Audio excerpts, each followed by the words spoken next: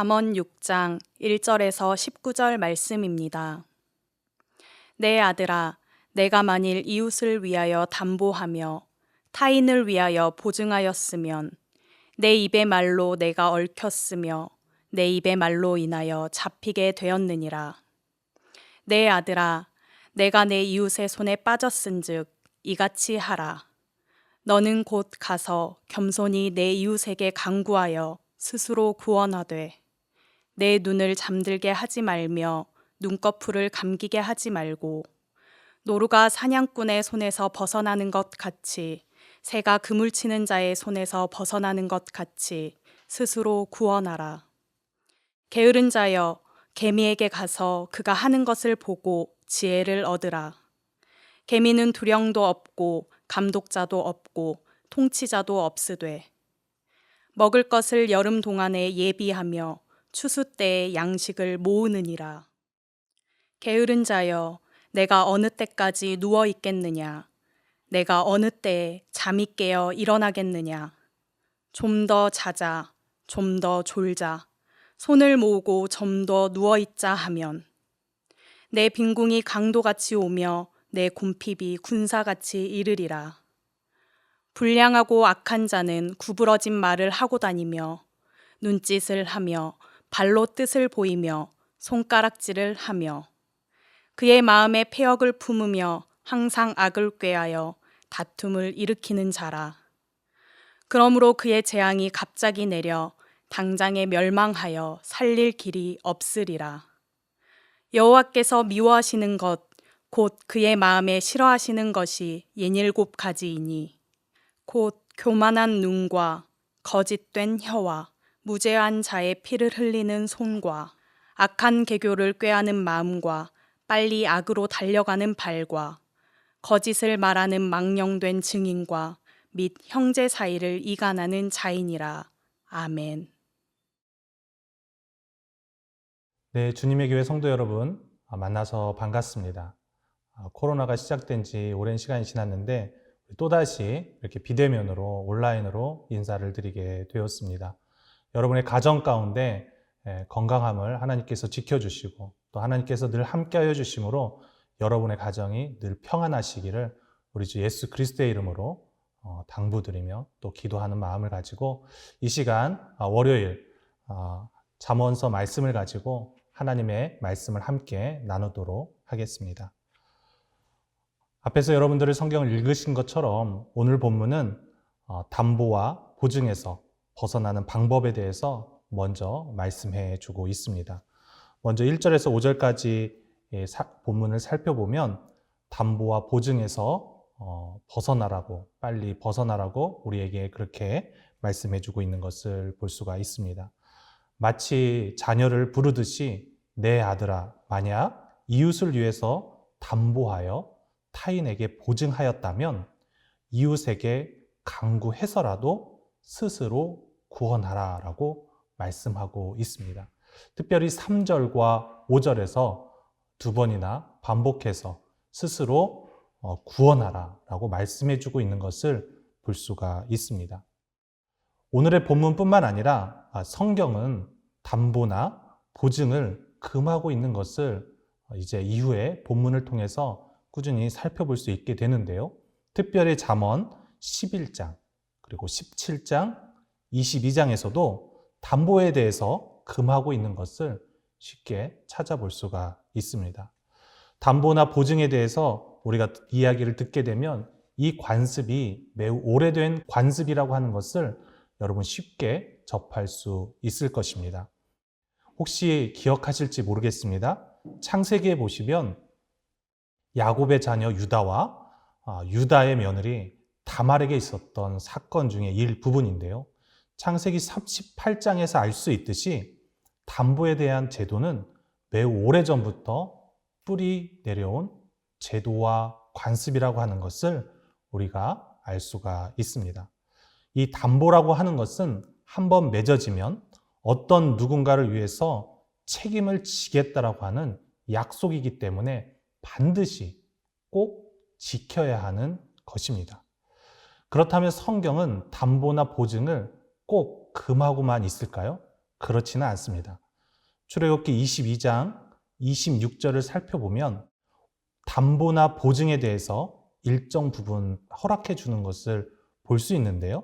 이웃의 옷을 전당 잡거든 해가 지기 전에 돌려보내라 라고 하는 말씀이 있습니다. 하지만 잠언에서는 담보나 보증에 대해서 주의를 환기시키고 또 결코 담보나 보증을 해서는 안 된다라고 우리에게 말씀해 주고 있는 것을 볼 수가 있습니다. 3절 본문을 다시 한번 읽어보면요. 내 아들아, 내가 내 이웃의 손에 빠졌은즉 이라고 말씀하고 있는 것을 볼 수가 있습니다. 담보나 보증을 서게 되면 이웃의 손에 빠지게 된다라고 우리에게 말씀해 주고 있습니다. 그렇기 때문에 어떻게 해야 되는가? 바로 너는 곧 가서 겸손히 내 이웃에게 간구하여 스스로 구원하되라고 말씀합니다. 이웃의 손에 빠졌다라고 우리에게 말씀해 주고 있는 것이죠. 이웃의 손에 빠졌다라고 말씀하는데 70인역을 조금 살펴보면 이웃의 손 앞에 악한 자 또는 원수라는 단어를 첨가하여서 본문을 읽도록 권고하고 있습니다. 70인역에 맞추어서 우리가 본문을 다시 한번 읽어보면요. 원수의 손에 빠졌은즉 또는 악한 자의 손에 빠졌은즉 이라고 말씀하고 있는 것입니다. 즉, 우리가 담보나 보증을 서게 된다는 것은 이웃의 손에 빠지게 되는데 그 이웃이 악한 자 또는 원수의 손에 빠지는 것과 같다라고 우리에게 말씀해주고 있는 것입니다. 이처럼 잠언에서의 보증은 극도로 경계하고 조심해야 한다라고 우리에게 강조하고 있습니다. 왜 그럴까요? 평소에 이웃은 섬기고 도와야 할 존재입니다. 그럼에도 불구하고 이웃에 대해서 담보하고 보증하였으면 조심하라고 권고합니다. 왜냐하면 평소에 적대적이지 않던 이웃도 우리가 보증을 하게 되면 동등한 관계, 나와 이웃과의 동등한 관계가 이제는 상하 관계로 뒤바뀌는 현상이 일어나기 때문입니다.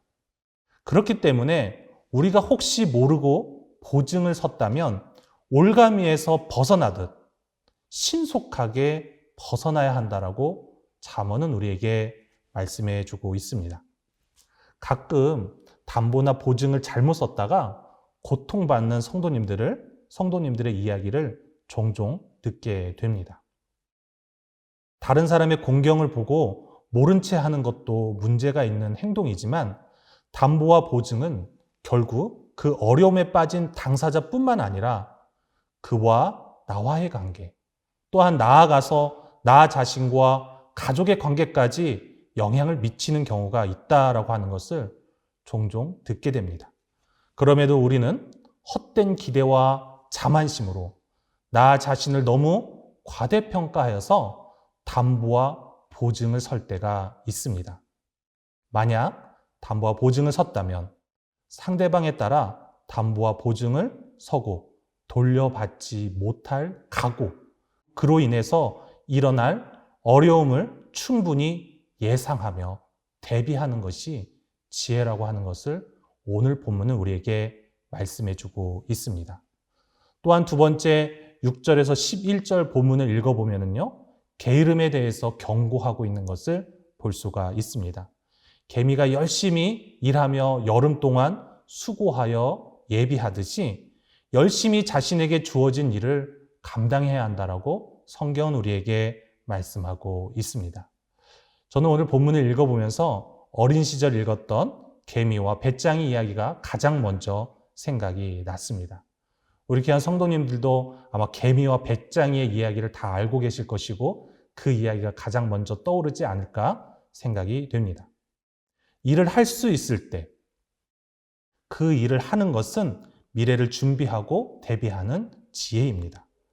만약 여러분이 매일 놀기만 한다면 미래의 어떤 어려움이 우리에게 닥쳤을 때, 어려움이 올 때에 가난이 마치 강도처럼 들이닥치고 빈곤이 군사처럼 이르게 될 것이다라고 우리 잠언에서는 말씀해주고 있습니다. 그렇기 때문에 하나님을 믿는 또 하나님의 백성, 또 지혜자는 자신에게 주어진 일을 감당하며 그것이 하나님께서 주신 기회이고 미래를 준비하는 지혜임을 깨닫고 항상 자신에게 주어진 일에 최선을 다해야 한다라고 우리에게 권면하고 있습니다. 이제 마지막으로 12절에서 19절은 불량하고 악한 자, 그리고 여호와께서 미워하시는 것에 대해서 우리에게 말씀해주고 있는 것을 볼 수가 있습니다.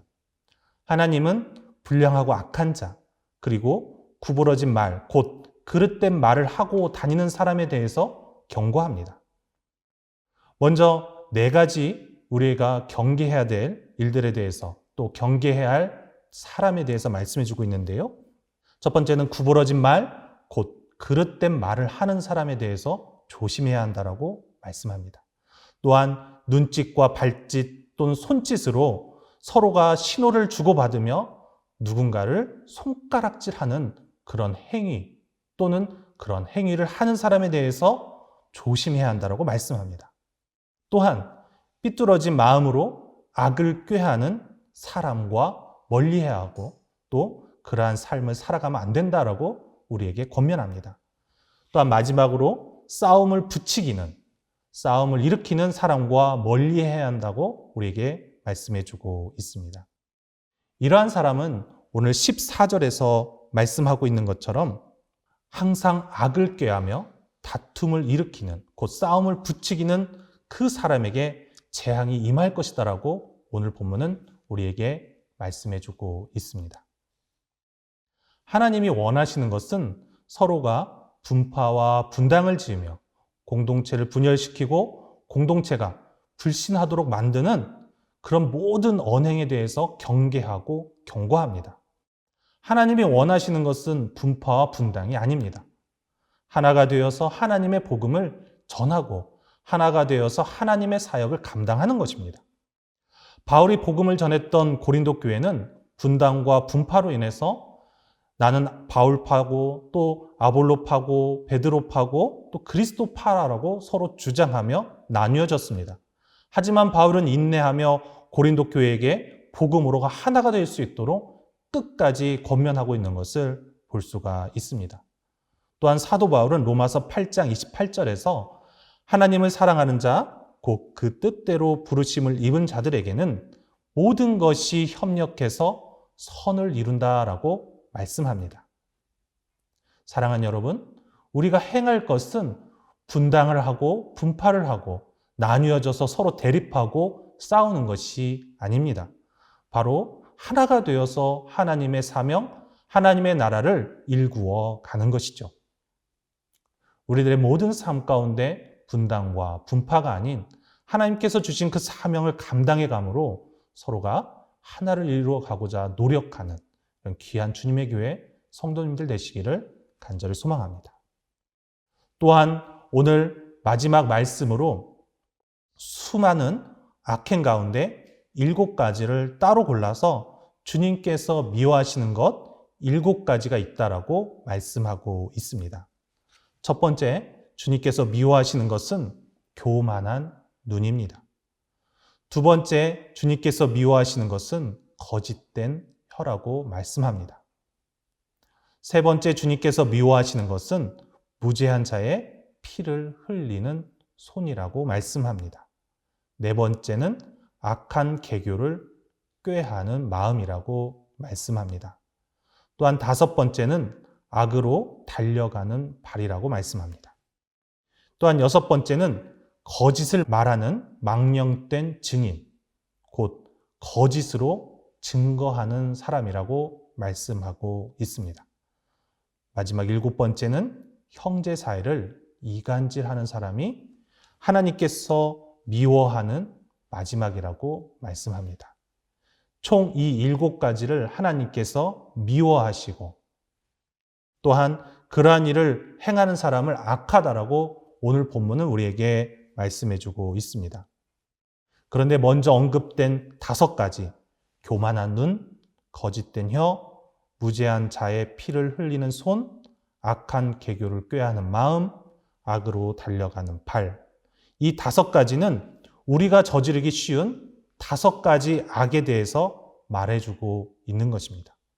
마지막 2번째, 거짓을 말하는 망령된 증인, 즉 거짓으로 증거하는 사람, 그리고 형제 사이를 이간질하는 이 사람은 자신이 저지르는 것이기보다는 사람과 사람 사이의 관계를 파괴하는 행동이라고 볼 수가 있겠습니다. 여기에 일관되게 나타난 특징이 있다면 바로 모두 상대방을 무시하고 짓밟아 고통스럽게 만드는 행동이라는 사실입니다. 하나님은 주님을 경외한다 말하면서 다른 사람을 이용하고 유린하고 또한 쓰러지게 만드는 이러한 행위에 대해서 하나님은 그가 하나님의 백성 그리스도인이 아니다라고 우리에게 말씀해주고 있는 것입니다.